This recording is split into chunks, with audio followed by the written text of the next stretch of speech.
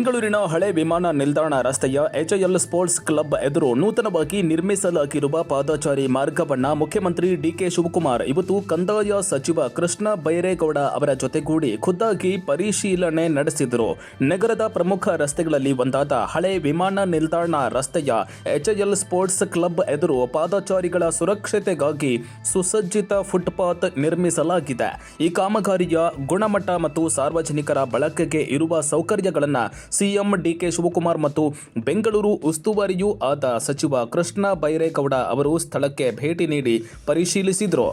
ಈ ವೇಳೆ ಅಧಿಕಾರಿಗಳಿಂದ ಕಾಮಗಾರಿಯ ಸಂಪೂರ್ಣ ಮಾಹಿತಿಯನ್ನ ಪಡೆದುಕೊಂಡ ನಾಯಕರು ಪಾದಚಾರಿಗಳಿಗೆ ಯಾವುದೇ ರೀತಿಯ ತೊಂದರೆ ಆಗದಂತೆ ನಿರ್ವಹಣೆ ಮಾಡಲು ಕಟ್ಟುನಿಟ್ಟಿನ ಸೂಚನೆ ನೀಡಿದರು.